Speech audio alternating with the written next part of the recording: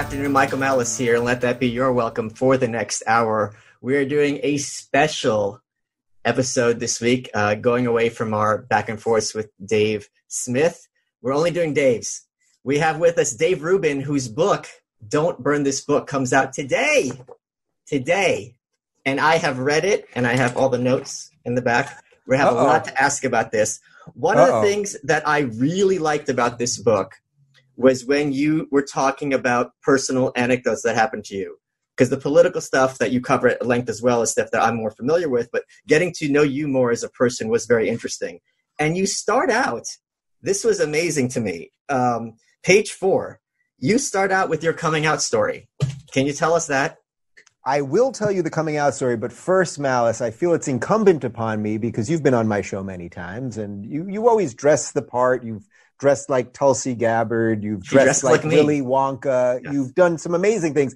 And I just want to be very clear that I know it appears that I'm in just a very simple shirt here. I wanted to wear my Dorothy's Bornak nightgown, but unfortunately, it's at the cleaners who are closed due to coronavirus.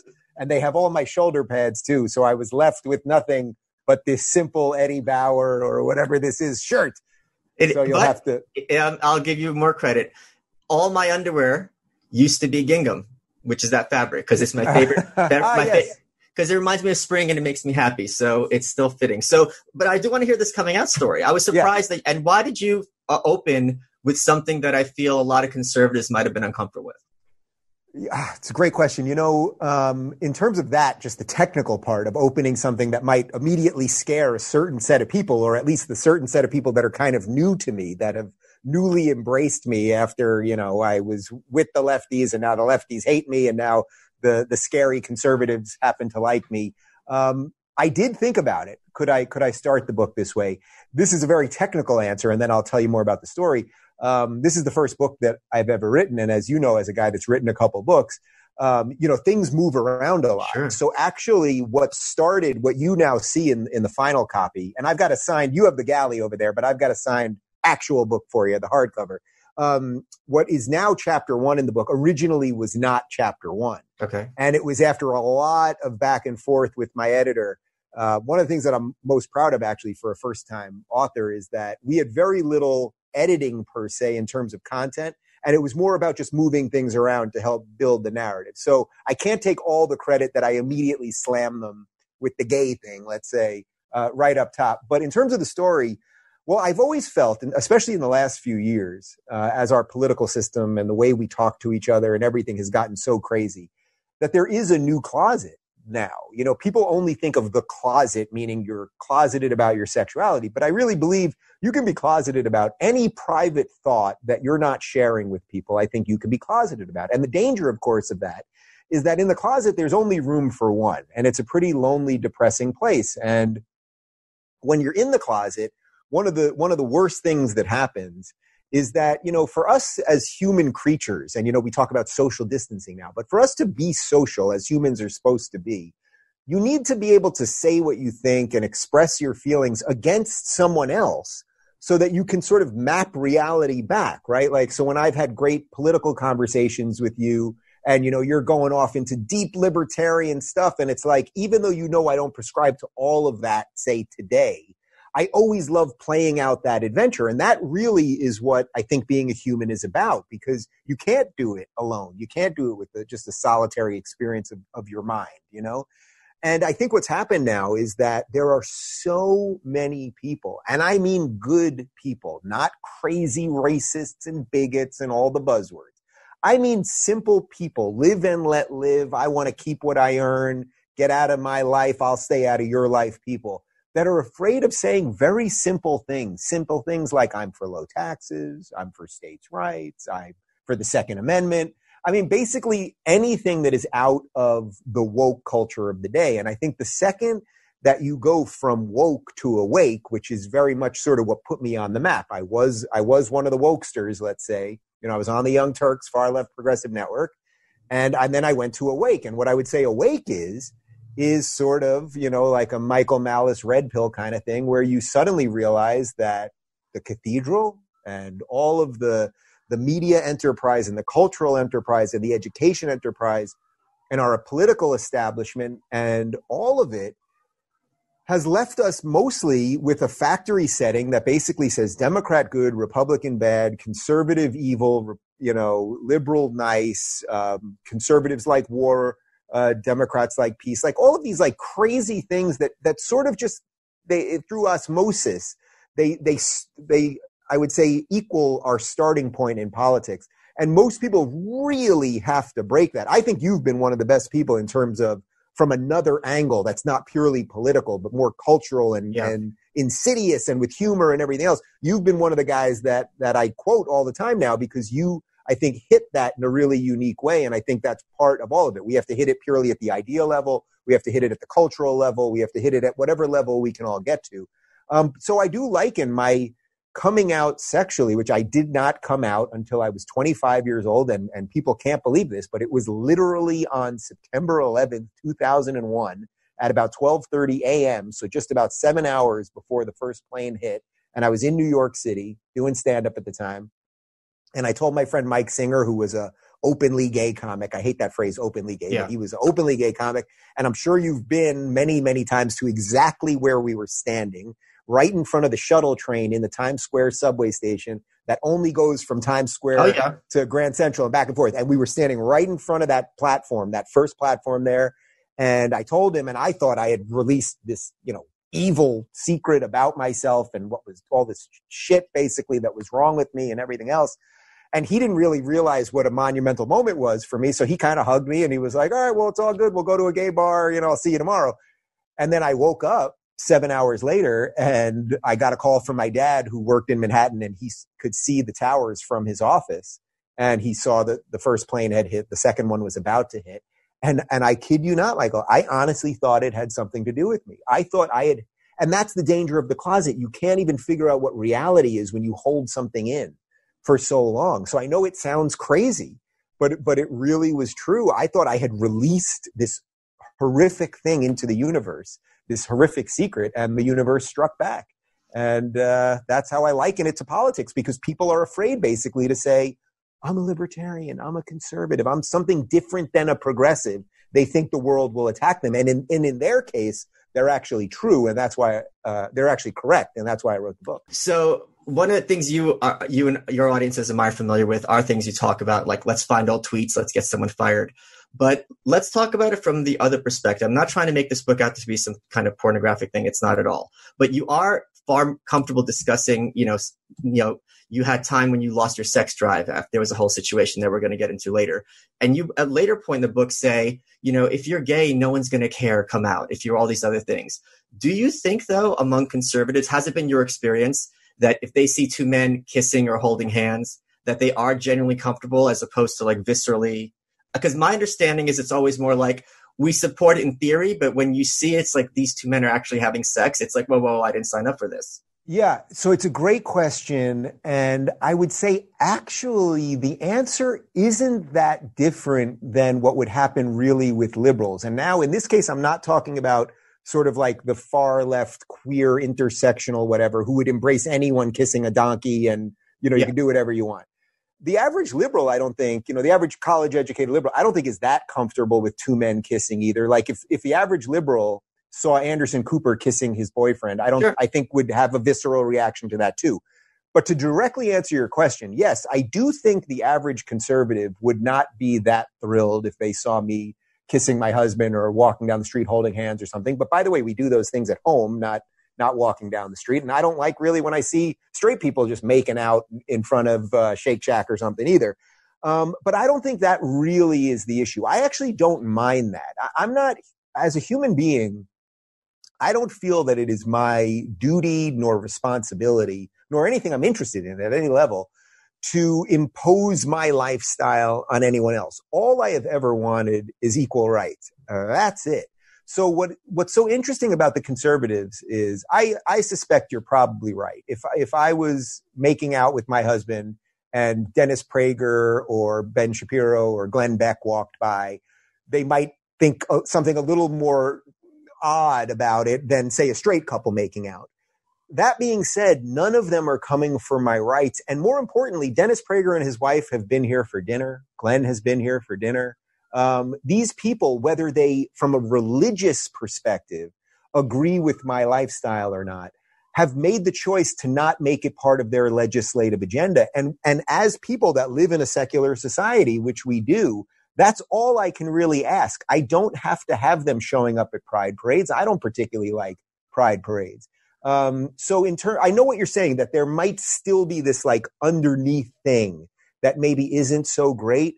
And as long as that isn't somehow festering in a way where years from now, they're going to suddenly turn and be like, we were anti-gay the whole time and we used you. And I don't suspect that's the truth. I suspect I have had enough conversations with conservatives that I understand their position on gay marriage, on gay people, on freedom, on liberty, on individual rights, that has allowed much more fertile ground for all of these different types of people. And I would liken it to something like, whenever a black person leaves the left and is welcomed to the right, there's always this thing, and I talk to black people about this all the time, black conservatives. They always talk about this at the beginning. It's very like, are they secretly racist? And, and then suddenly you find out over time, Larry Elder, Candace Owens, Thomas Sowell, David Webb, many, many more, but no, they don't really care. I know I'm not completely comparing sexuality to skin color, but I think it's basically the same premise. I think in a weird way, the question is sort of one of those factory setting things that we just have to get rid of. But it's a totally fair question. And I will tell you truthfully, sometimes I see this actually for the first time ever, just this week to promote the book. We posted a video of David and me. He's never on camera. We talked about meeting Trump, which was sort of interesting. And I saw some of the comments, and I try not to look at YouTube comments, but I quickly did glance because this was a unique moment having David on. And there were some comments that basically said, I don't want to see you kiss or hold hands, but I don't care how you live your life. And I am completely, the libertarian side of me is completely okay with that. I'm having trouble reconciling this, and here's why. Because I'm trying to port it to my life. Yeah. If I had someone, like I would rather, and again, this could be just you and I are just wired differently, or maybe I'm not understanding something. My friends don't have the power to legislate or do anything, right? But they do have the power to accept me and judge me and be there for me. And if I were like getting married, right, and I'm kissing my wife and there's people in that audience who are like bristling at that. That's different. Well, that's different because now you're making it very personal. You're slightly changing the question to, would I be truly friends with and have a full embrace of people that fundamentally said there was something wrong with my orientation or my relationship? You mentioned Ben by name in the book. That's what I'm referencing. Yeah. You say that So Ben, but I've said this publicly many times. Ben, because he has his religious position on gay marriage, I understand that my friendship with Ben has a cap. That's what I'm asking. Okay. Yes, 100%. 100%. I would say, and if Ben was here, this is exactly what I would say, and I've said this to him, that we have a sort of cap at our friendship where we're absolutely political allies. We've stuck up for each other. Yeah. We've fought the mob together and the rest of it. But if Ben's choice is for whatever his religious feelings are, that he wouldn't come to an anniversary party, it's like, I don't need to disown you. I think Ben is a net good in the world, basically fighting for the beliefs that I mostly believe in, not every belief. So for example, if I was getting married right now, if I wasn't married and I was getting married today, Ben would not be invited to my wedding. I would not invite him. I would invite Dennis, and Dennis would come, and Dennis would be happy. Now, if the question really is in the like ether of his mind, when now you can kiss the bride, you two guys, would Dennis, would he freak a little bit more than, say, a completely open-minded liberal? Perhaps. But I'm not here to judge him, and I know he would be there, and I know he would be thrilled. And I'll tell you something else about Prager. He came over to our house for dinner with his wife. We had a wonderful time. And then every year, Dennis isn't a rabbi, but he does do services every year for Yom Kippur. He does it at a church here in Los Angeles. There were hundreds of people there. And David and I went to services, and he runs it a little bit like a stand-up comedy show. And, it's really, it's just like a fun, different kind of thing that you wouldn't see maybe at a normal temple. He didn't know we were there. And during his sermon, he mentioned us. and talked about gay marriage relative to Jewish law and all of these things. And I found it quite moving, actually. So I get that part of the question. And I wonder how much we have to whittle all that stuff away. And then the last thing I'll say on it is also when you're welcomed into a new group of people, there might be some blinders that you have over how they are. It's like, I just went from a house with a lot of people that just basically told me to go fuck myself and you're evil and you're the worst things in the world. And no matter how many times I say to them, but I'm pro-choice and I'm gay married and I'm against the death penalty and all of these things that they should embrace me for, all I do is get hate from them. So then you're welcomed into a new house and, is it possible that I don't see every single granular problem with all of them from day one? Of course it's possible. And the more that I spend time in that group, maybe those things will arise. I think that's a totally fair estimation. No, that really does answer my question because I mean, it does. It's something that you have to grapple with and that they have to grapple with. At what point? So I think that's a very fair answer. Yeah, I like it, Malice. You're going deep right off the top. I did the homework. I read the book. So some of the political issues I disagreed with you a lot. So let me pick your brain on some of those. Oh, before we get to that, let's talk about the Larry Elder thing. One of the things that really impressed me about this book and therefore about you was you discussed how on your own show, and these are your words, Larry Elder basically owned you and he made you start to rethink your whole political ideology. Now, I think a lot of people, especially if they're like a host of a show, I'm speaking from experience, if they get completely owned on their show, they don't want to bring it up again. They want to sweep it on the rug. They want to rationalize it.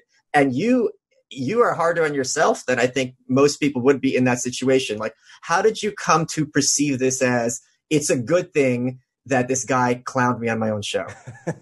Well, I don't know how many people can say, as I write about, how many people can say that their best and worst professional moment were at the exact same time. But I truly believe that's what happened to me. And that's why that moment became so viral. So for people that don't remember, this is now about 4 or 5 years ago. There's a clip of Larry Elder on my show that has been seen millions and millions of times and chopped around, and Larry Elder destroys liberal and all of that stuff. And in effect, this is still when I considered myself a lefty and I was still screaming, guys, there's something wrong with us. We got to stop doing this, stop silencing everybody. And then so at first my show, I was mostly talking to what I would say were disaffected liberals. So I was talking to Sam Harris and Maajid Nawaz and Christina Hoff Sommers, people that came from liberalism that were also seeing a lot of the problems that I saw, Peter Boghossian, a couple others.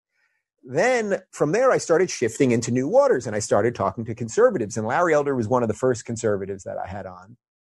And I should tell you that my parents, even though they both considered themselves sort of old school New York liberals, sort of in the best sense of that, the JFK, Ed Koch kind of liberal, my mom used to listen to conservative radio and Rush Limbaugh. And you're a New Yorker too. There was that guy, Bob. Who is that guy? Bob Grant.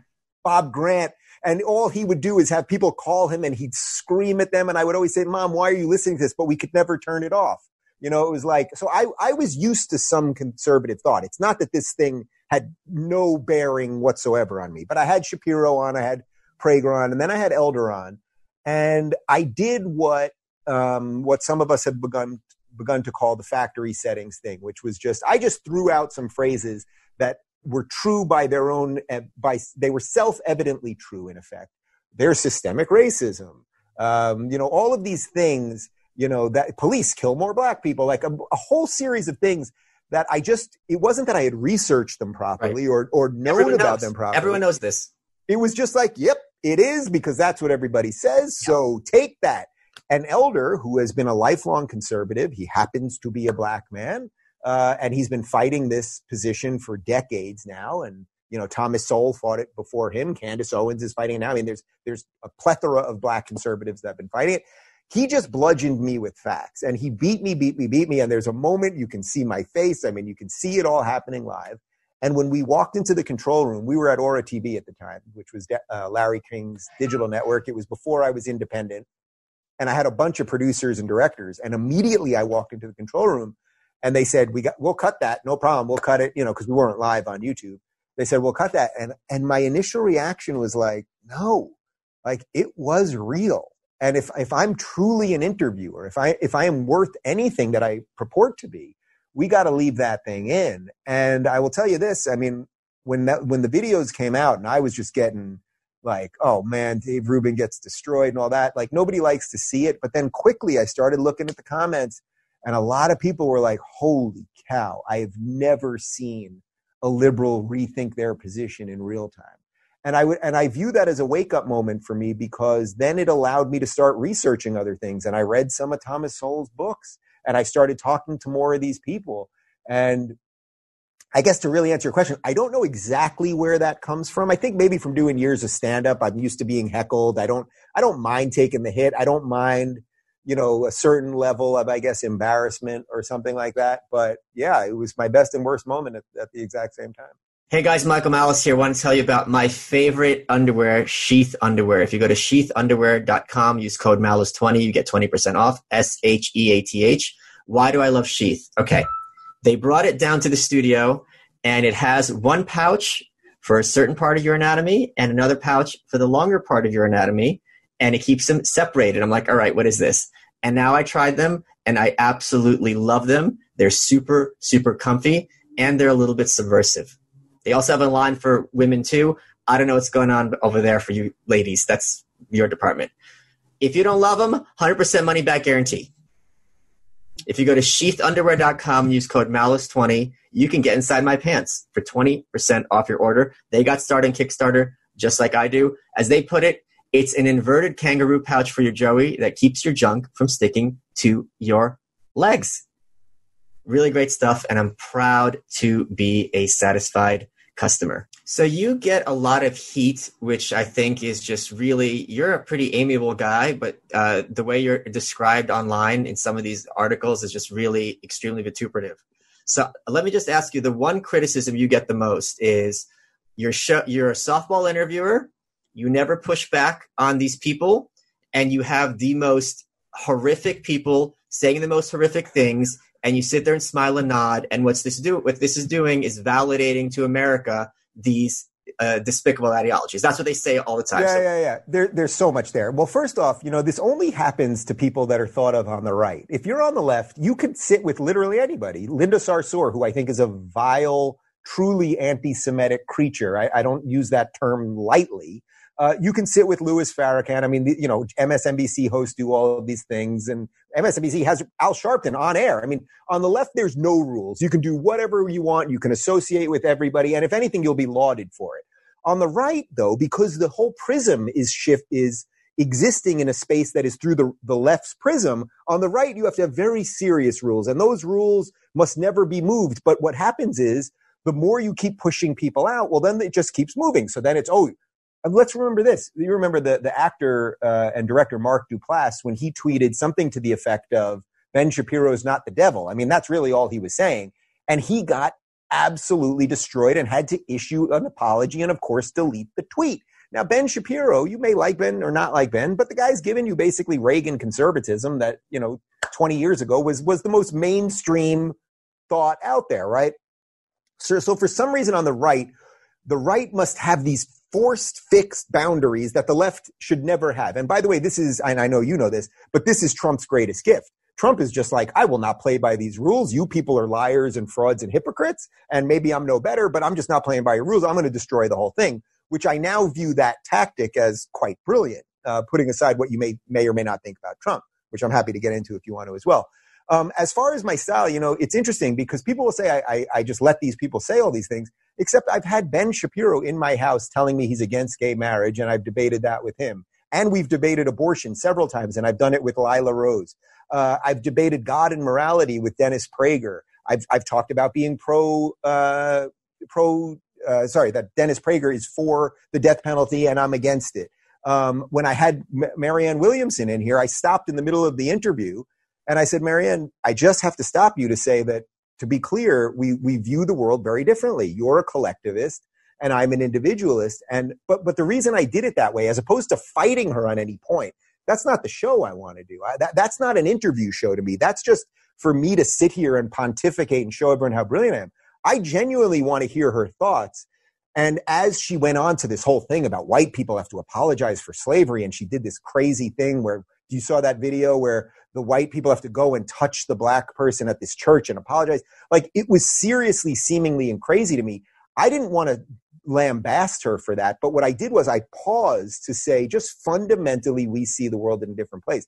So I think people, well, first off, this is also just a symptom of the left. All of those people that are saying this stuff about me, they just don't want those people to be heard. They don't want anyone on the right to be heard. And the more quarter that you give them, the more leash that you give them to allow that to fester, well, they'll move that line. And eventually, well, Jordan Peterson's certainly too far and Shapiro's too far. And, well, we know Michael Malice is way too far. And, then it'll be Rubin. And then it'll be just the average libertarian.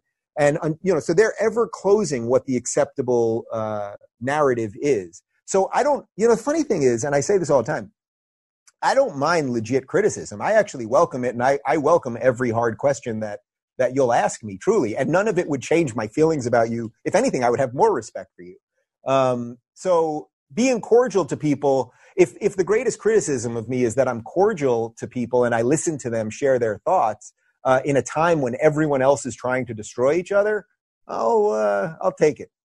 So here's something that you knew was going to trigger probably me and some other people. So let me read you this paragraph from your book, because the entire writing process. I thought, what could trigger Malice? I must get that in there. It's here, baby. It's here. All right. You're talking about drug legalization. Yes. And you identify yourself as a libertarian, and you say libertarian-inspired view falls apart when it starts to include Schedule I substances such as crack and heroin, which are obviously very different beasts, right? These substances are highly addictive, frequently fatal, and can inspire a host of criminal activity along the way, which is where the lightest possible touch of government comes into play. And you don't want, as you put it, you don't want this to be a Breaking Bad episode happening next door with half the local population whacked out on meth. I don't think anyone wants that. I think that's fair to say. Yeah. My point is, I think a lot of times when we advocate for a certain policy, it is harder for us to bite the bullet and advocate for the consequences of the policy. So if you are saying that you want things like heroin and crack to be illegal, what you have to be saying is you want drug addicts to be imprisoned with rapists and murderers. Is that something you're comfortable with? Great question, Malice, and I'm glad we're doing this. And this is exactly why I always tell people that you're one of my favorite political thinkers. So just to clarify one thing, I never in that part identified as a libertarian. I try to make the distinction between a classical liberal and a libertarian in that I do believe there is a little more room for the guardrails of society than, say, a traditional libertarian, but we don't have to get lost in that. I previously, before what you just quoted there, I am laying out the reasons why I think marijuana should be legal and why I think magical, medicinal mushrooms and some of that stuff should be legal. So this is where everything that you just said is completely fair, that the second and third order things that will happen once you make these things illegal. Do I want to punish those people? No. But I think you have to have some basic guardrails. It's almost like you have to just pinch your nose and be like, we sort of have to do something. I would strongly prefer, and I think I have this in here unless I cut it at the last second, that we would not jail those people specifically, at least certainly for the first or second offense, but that we would find other programs. And I would really prefer that it be done by churches and synagogues and other community organizations. I don't want to jail people for using drugs. But my fear is that this is just the uncomfortable, this is where all the limited government people, we get to this weird spot. And I think what happens is either you just jump over it like you did, and I think that's completely fine, or you sort of sit there a little bit more and try to figure out something else. And that may just be a personality, something. My personal thing is that some of these, let's put it this way. If my next door neighbor, this is sort of what I was saying in the chapter, if my next door neighbor started smoking crack or selling crack or doing heroin or meth or something, we know that within weeks, not only are there going to be shadier people, but there will be more You don't crime. know that. You don't know that. If they were a successful drug dealer, you'd have no way of knowing it. That's what being successful means. Well, I didn't say that they were dealing. I said they were using. You said selling. No, I think I said using. If they were doing crack. Okay. That generally speaking, Wait, hold on. I'm sorry, I got to interrupt you. You're telling me that there aren't lots of Hollywood actors who are heroin users that you'd never know about? Oh no, there absolutely are, but I don't think that means that we should make it legal either. What I'm saying is you wouldn't know if they're heroin users next door to you. No, listen, that's absolutely true. You could listen. I smoke pot. I don't think my neighbor knows that I smoke pot. I'm not smoking that much pot, but I do smoke pot. So I think this is one of those ones where I think I'm pretty open about this in that chapter, or in that, it's not even a chapter, it's a section in a chapter. That it's one of those ones that it's sort of a messy one that I could see if you could show me enough information that would show, actually, if we legalized crack and more, and so now you go by the assumption that there's going to be more access to crack or something like that. And that actually it wouldn't start causing urban decay and younger people to do crack and all of those things. You could maybe move me on exactly what the legalization point is, but I think the broader point here is that I think where our fundamental disagreement really lies is that I just do think there have to be some uncomfortable guardrails on society to ensure some sort of cohesion. So I mean that within the drug context or several other policy contexts. And I get that's not what your position is. I just don't think that if you just legalize the whole thing, I think you're just playing with something seriously dangerous. One of the, there's certain points in this book where I was going to ask when you went full boomer. And then you talk about when you went full boomer, which is when you lost your hair and got fat and bloated. So that story I thought was really very intense. Can you talk about that? Yeah, it was a freaking horrifically miserable thing. So when I started going from woke to awake, and I still at this point, so now we're talking about fall of 2015. I had just started the Rubin Report, as you guys know it. Again, I'm still just talking to lefties for the most part, disaffected lefties. And I didn't sense that I was going to get a lot of hate from lefties. As a matter of fact, I was getting a ton of love. I was getting all these people that were going, yeah, I think so too. And a lot of it wouldn't come on Twitter. It would come in emails because people didn't even want to tweet publicly about it. And then suddenly what happened was it was as if the floodgates just opened one day, and suddenly hundreds and thousands of tweets every day. I'm an evil racist bigot. I've got people attacking me on Facebook and Twitter, and the YouTube comment section's out of control. But then even worse than that was suddenly friends, former colleagues, friends, people that were literally invited to my wedding are now telling me I'm a racist and a bigot and all these things. They can never point to a position. I keep saying, can you tell me where anything? They can never do it because it's not true. But I started getting just this endless hate. And I guess one of the things that I learned about myself is, some people, when they have some sort of emotional problem or something, they're very expressive about it. And I guess it's a bit ironic that for me, a guy that talks and listens for a living, I think I internalized a lot of it. And in the late fall of 2015, I was getting my hair cut by my girl, Jess, who's a good friend of mine. And she pulled David over and she said, you may want to look at this. And I was missing huge chunks. I'm talking like 2/4 size chunks, probably about 4 or 5 of them at first of my hair. And that progressed and progressed. And at one point, and now this is right around when I did that Why I Left the Left video for PragerU. If you watch that video, you could look at me. Well, first off, I look miserable, but my eyes are bloated. My face is bloated. So what happened was I had something called alopecia areata, which is an autoimmune disease that they can only chalk up to stress. They don't know. They have no actual technical reason why it happens. There are some autoimmune diseases like this. And what happens is your white blood cells start attacking your hair follicles. That's it. So I went on this crazy experimental drug that ended up being much worse than just losing my hair. Basically, it was like putting poison ivy on my head so that the white blood cells would attack the reaction as opposed to attacking my hair follicles. But it caused the craziest allergic reaction literally over every inch of my body. I mean, I'm talking about my dick, every inch of my body except my face, which was like the most bizarre miracle you could imagine because I was able to continue doing what I was doing. Although, as I talk about in the book, I was really like hours away from quitting. Just as my career was taking off. Yeah. I was blotchy, red, itchy. Heat was the worst. And we live here in LA. I needed to be in super air conditioning all the time. I was itchy. My head was literally like dripping goo. I mean, like seriously disgusting stuff.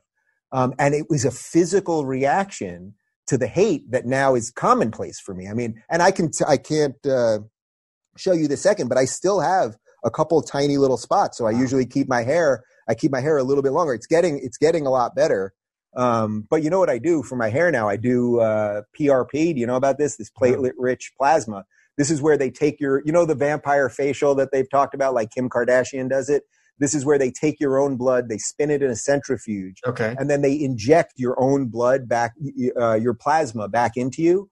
Okay. So I do that. I'm actually doing it this afternoon, where they're going to take my blood, spin it, and inject it back in my head. It hurts a lot because you're getting a big freaking needle in your head. And that has helped actually grow some of my hair back. So it's a wild, weird, wild thing that's a pretty uncomfortable period of my life. Yeah. One of the things that I always point out when I talk to conservatives or people who advocate for school teachers, right? That when you ask someone, how much money should a school teacher make? They'll say more. They need to be paid more. Yes. And you say, okay, then you're virtuous. But you can't literally write more on a paycheck. Like, what number is correct? And they don't have an answer. Or they'll say, well, whatever they're getting now plus 10%. Well, the people in different states aren't getting the same amount, so you can just get in a car and move. But you do something similar here, and I want to get your take on it. You say, according to the CBO, the U.S. owes $22 trillion in debt, the highest it's ever been. This is absolutely bananas, given that we're also the world's largest economy. Now, 22 trillion to me sounds the same as 1 trillion and 500 trillion. That number has no meaning. So what I I'm agree. saying, that number is never being paid back. I am with you. but it's also, we can't wrap our heads around what that means. Yeah. So how much is too much, and where are you getting to that number? Yeah. So first off, with your premise there, I completely agree with. If the number was half, we'd be in the same exact situation we're in. I think the numbers at this point, and especially, look, now with Corona and everything that's happening and stimulus and bailouts, and, I talk about this at different points. It's like, when we had the last crash, it was like the banks are too big to fail. So what did we do? We made them bigger. It's like we always are putting Band-Aids on problems that government created. So I know you're with me on that part. It's not that just endlessly being in debt is a problem. It's that what's the real reality of what we're talking about here? Nobody could operate the way the government operates. Michael Malice, living in Brooklyn, has a internet show, and you speak and you write books and things. That on a given month, you bring a certain amount of money in and a certain amount of money goes out. If you're like me, you've probably had times when you were in debt. And when I was a struggling stand-up, I had to do debt consolidation and all that crap. And I had a lot of times where my good buddy who worked at a food service company, and he knew I was broke for about a year, would literally just drop tuna off at my house just so I could survive. Now, the thing is, the government operates in a completely different way. The government, instead of ever accounting for its debts, or when the few people that ever talk about the deficit, like Rand Paul, talk about it, it's like, okay, debt guy.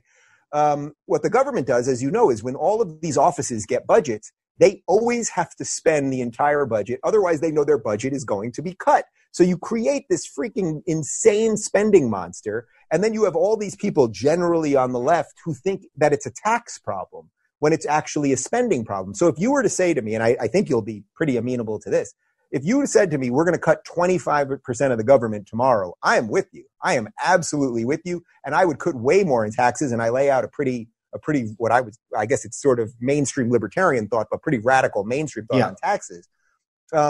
I think the bigger problem, though, to directly answer your question, is that you're right. We're never going to pay it back, and it's irrelevant at this. Now it's over 22 trillion, but and especially in this last 6 months, now it's going to be insurmountably insane.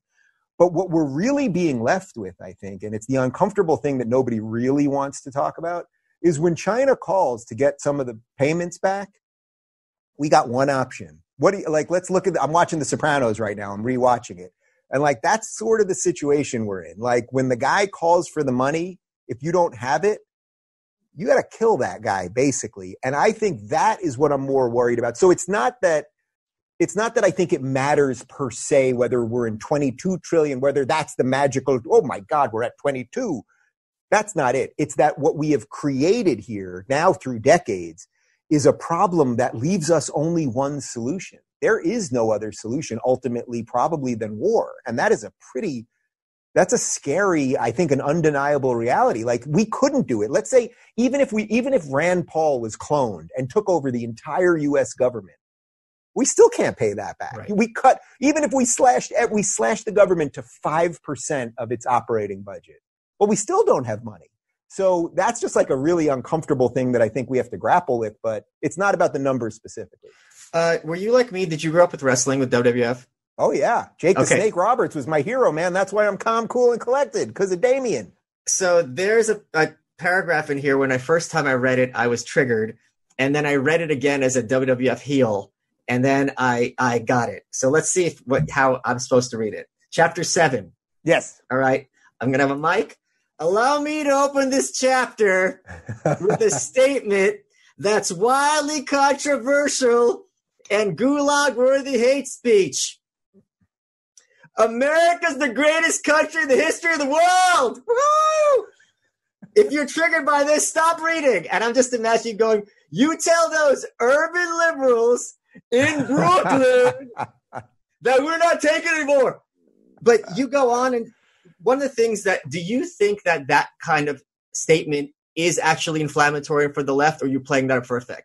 No, well, first off, there's a little bit of effect. And if you read the book, if you read the rest of the chapter, the arguments are pretty well reasoned. You may not agree with every one of the premises that I get to there, or the conclusions, I should say.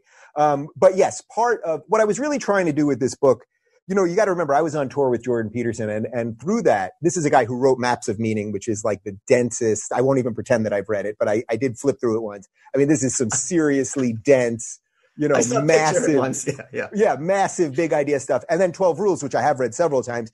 And even that, it's dense, and you have to like slog through it. And I mean that in the best sense. Like he's not pulling any punches. He's not there to humor you. He's not there to whatever. What I tried to do with this, and even through the length of the book, about 230 pages, I wanted to write a book that when people put it down, and tell me if this is how you felt at the end, I wanted people to put it down and feel, all right, there was some good ideas in there. There was some things that could help me get through my life or deal with some of the craziness of the day. I laughed a couple times. That's nice. And that at the end, when I end the book, sort of giving people a bit of a map to not always be caught in politics.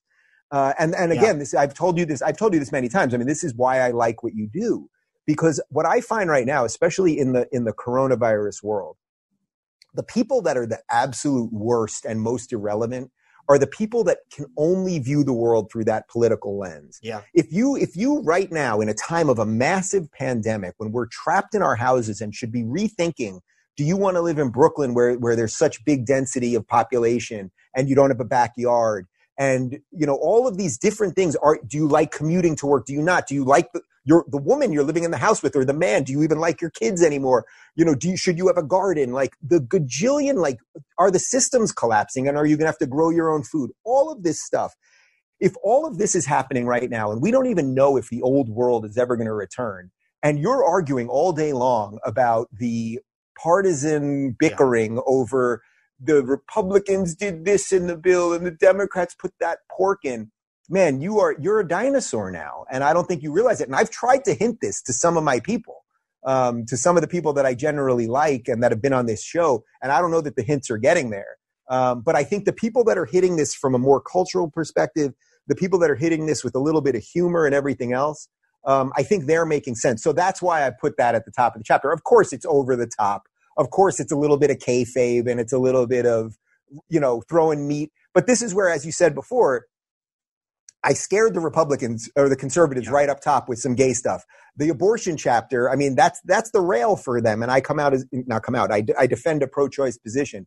So, but I also say the word blowjob. That scares them. But then, right, then I also do some things like this that also can make them feel comfortable too. So I tried to mix it up as much as possible, actually. What my favorite part of the book, which really kind of struck a nerve but touched me, was you talking about your relationship with Jordan Peterson. I think it's really easy for people in my position, your position, a lot of these people positions to pretend that they're self-made and to be like, if you work hard, you can do anything. Whereas you and I know, my favorite quote is from a song I've never heard. It's called "You Need a Mess of Help to Stand Alone." So I like Factory Settings. That's a Bridget Phetasy idea. Yep. Cathedral, I got that from Mencius Moldbug. You got that from me. Like everyone, you take from the best and make it your own kind of thing. But wait, let me add one more, because I even say it in the book. Regressive left, which everyone thinks I came up with, I credit Maajid Nawaz in the book. Yeah. The funny thing is now I say Factory Settings. The first few times I said Factory Settings, I would say Bridget Phetasy. And then eventually you can't do it every time. Or Cathedral, I used to say with you all the time. I knew I didn't have to credit you in front of yourself right now. But what a cool thing. Like you sort of came up with this phrase that is so relevant, like people get it now. Like what a super cool thing that is. Yeah, we can't do it on our own. So I mean, don't you? I'm sorry. How is your relationship with him now, and what was your reaction to seeing him kind of in this bad way? Yeah. So, well, first off, I won't say anything that's not public Yeah, I'm about not him asking for right you. now. Yeah, of course. I will tell you this. I saw him a few months ago. He's getting better. I also would clean up one thing that seems to be very confused in the media. You're not going to believe this. The media doesn't get everything right. There seems to be this idea that he suddenly out of nowhere was doing all these drugs and got hooked on drugs and that's it. 100%. The truth is that throughout the tour, he would often talk about it on stage that he was taking a small amount of Klonopin for anxiety. Okay. Now also you have to factor in with this guy that he's not a comedian or an actor or a showman who wanted to be famous, wanted all of this stuff. The guy's a clinical psychologist, and I would say a modern day philosopher and deep thinker who, by the nature of what has happened with YouTube and podcasts and everything else, became famous, right? And I'm not saying he didn't enjoy any of it, because I know that he did, because his ideas were getting forth. But try to imagine like going through that, being called a Nazi everywhere you go, being protested everywhere we went, having people say the worst things to you, the death threats and all of that stuff. Now we're on tour and we're all over the country, 120 stops, 20-something countries. You're changing people's lives. I mean, literally, Yeah. we're meeting people that stopped doing drugs. We're meeting people that reconnected with family members, people who finally got jobs. I mean, everything that you can think of, we heard it, right? I was with him. I believe we were in Iowa when he got the call. We were having lunch. We were having steak at a steakhouse, as always, because he's doing the carnivore thing. He got the call that his wife had terminal cancer. And I was sitting there with him and the tour manager, and we sat there for a little bit, and then the tour manager and I got up. And Jordan not only continued, and Tammy was on tour with us for most of it, even while she was sick. Well, first off, she's doing 100% better. She's had a miraculous recovery after all sorts of crazy experimental stuff, but it's not my place to discuss it any further. But I preface the answer with all of this to say, try to imagine that level of tumult, of good and bad and protest and love and hate and all of these things. And then subsequently, as he's admitted publicly in that post, he did up the amount of benzos. And benzos are one of the things that you can have this sort of, I think they call it a rubber band reaction or a reverse reaction or something, where it's supposed to be anti-anxiety, but then it's actually doubles the anxiety. Wow. Okay. And that sort of exponentially goes. So he did have that reaction. He has done in the last year, I think, pretty much everything he can do to get better. I'll tell you that when I saw him, I brought him a brand new fitted suit. I got his measurements and I handed him the suit and I said, Jordan, when you're back, I want you looking sharp. And I hope to see him in that suit soon. But yeah, he truly affected me. I am a better person now. I'm not a perfect person, but I'm a better person now than when I started that tour. The stuff that he did about, there's a reason that the memes came out. And clean your room and stand up straight with your shoulders back. These things that are sort of simple at some level, but for some reason, an entire generation of people, and by the way, it wasn't just angry young men. I used to tell people that it was about 60-40 male to female, but sometimes it was probably 50-50. And by the way, awful lot of black people there, awful lot of gay people there, trans people. I promise you, there were trans people there too. People think he's anti-trans. And I saw the guy live his words. I never saw him break one of those 12 rules. I tell the story about the cat. And I thought he wasn't going to pet the cat at Douglas Murray's apartment. I was like, oh my God, is this whole thing a fraud? And then he ends up basically sitting in the cat's bed before we walk out of the apartment. And I saw more than anything else, him never pretend he was perfect, but he said, this is what I think the best things are for you to flourish in life. I saw him apply them to himself, and none of that means he's flawless. And to just, more than anything else, to be around that and watch him help all these people, and for whatever shit that I'm still dealing with as a human being, whatever my unresolved issues are, and again, I'm not sitting here saying I'm perfect.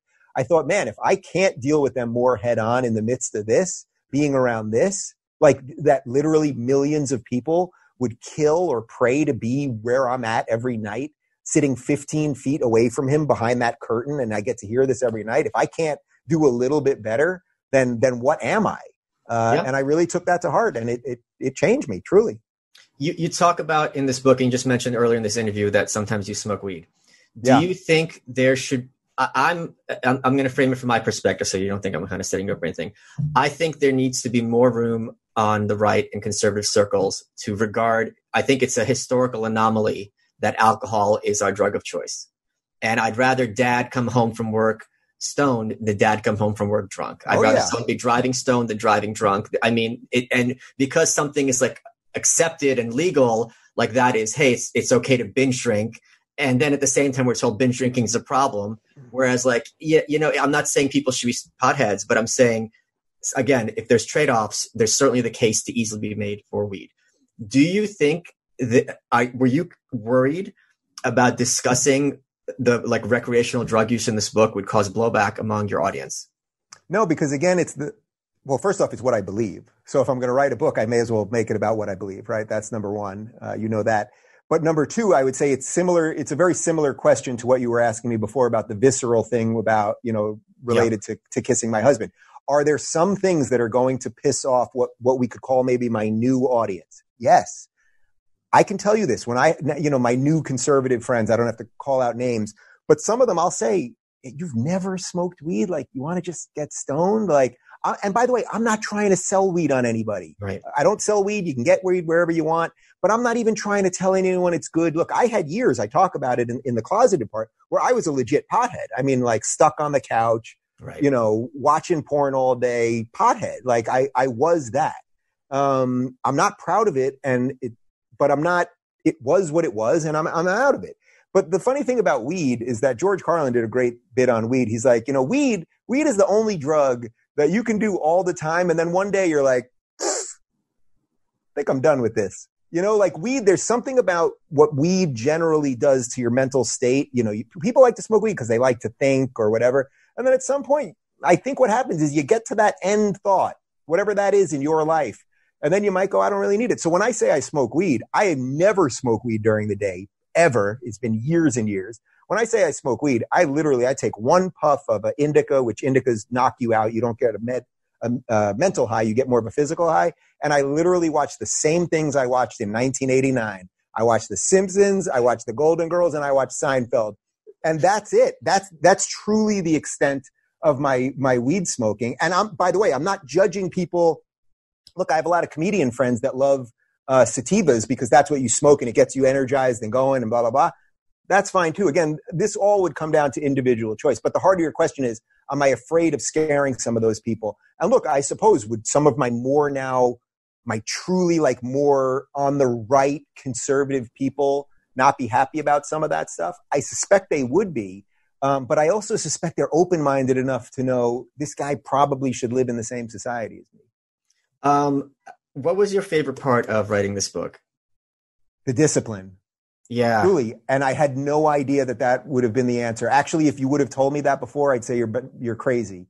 I have a pretty nutty life. I work incredibly hard as most of us in this space. Like I live and love what I'm doing. But waking up every morning, I get up, I'm a pretty early riser, about 7:00, sometimes earlier. My dog Emma, who now passed, but why, you're a late guy? Are you a late waker? I wake up at 11, go to bed at 2. See, I'm not that functional late night. That's it. But it just depends where. This is one of those things. I love that because it's like you pick your hours. Where I'm guessing you wake up at 11. Like you've got your set hours at some point in there where you're like, I'm prime Michael Malice. You and I are both very, very blessed. That this is one of the reasons I'm against public education. The idea that everyone has to wake up at the same time and go to work at the same time is anti-biology. And you and I are both very blessed that we can do what our body wants. And a lot of people don't have that. I don't take it for granted. Not only can I do what I want, but because I have people that work for me now, I think I've adjusted their metabolic clocks, which I don't know that they're thrilled about that. But what I could tell you is I would wake up, I'm a pretty early riser. I get up, I would take Emma. She's now passed on, but I've got Clyde right here, who's completely unconscious. I would, have her come out and pee. Hey, Clyde. And I would go right into, you've been to my house. I don't have an office per se because we use so much of the house for the studio. So the green room, which is where the guests get makeup and all that became my office. I don't even have a desk in there. I would work off my laptop at the table. But basically from about 8 a.m., usually till about 2, 3 p.m., the door would be locked. All I would have is coffee and water. And sometimes David, as if I was in solitary confinement in prison, he would literally open the door. I wouldn't even see him. He would slide a plate of food in and hope that I would eat. And sometimes I would, sometimes I wouldn't. But what I found for me, the process, I could just go as far as I could. And when I couldn't go, then I was done. I never really, when people talk about writer's block or like really like sitting there for hours with nothing coming out on the page, I didn't have that. I would go, and if I couldn't go, I stopped. So the discipline of doing it, I really liked. And also, as you know, learning about the process of what editing's like and having to, unfurl your ideas in the most robust kind of way. I really enjoyed all of it. Running out of time. What has been your favorite part of this interview? Well, I mean, Truly Malice, look, I'm in the midst of a crazy press tour. I thought I was going to be in New York this week and going on all these shows and all of this stuff. Instead, I'm doing it from home, and I have been talking since 7:00 this morning, and it's been going on for a couple of days, and I've been finishing at about 8:00, like no breaks in between. And I love it. And every interviewer is different and everything else. Some of the people that I'm talking to, I don't know at all. Some of them I know quite well. But when I compliment you like this or on Twitter, I'm not just saying it. Like, I think you're one of the most unique thinkers that we have. And even the questions that you've asked me here, everyone's got their own little angle, and I can tell when an interviewer has actually read the book or not read the book. And by the way, I admit, as an interviewer, sometimes I feel the need to read the book, and sometimes I don't, or sometimes I think skimming is okay because I want to know a little bit less. It really depends on what type of book it is. But it's obvious to me that you read the book, you compared it to what you think in the world. You weren't afraid to ask me about some things that we disagree on. And truly that's what will push me to make me better. And I don't know where this journey ends. You don't know where this journey ends, but I like doing this thing. And I think I just fundamentally believe that right now, relative to everything all of us online creatures have been doing for the past couple of years, as we've watched mainstream collapse, and especially because of Corona, there is such opportunity on the horizon. I tweet this thing every now and again about the roaring 20s are on the way. And it's like, yeah, we're tripping out of the gate right now. We are. But when we get past it, the space for new ideas, new voices, people who aren't purely political, people who have hopefully more of an independent way of looking at the world, I think we can really flourish. Doesn't mean it's all going to happen, and doesn't mean it's going to be easy, but I'm totally enthused for the future. And it's because of doing this. How was that? You are welcome.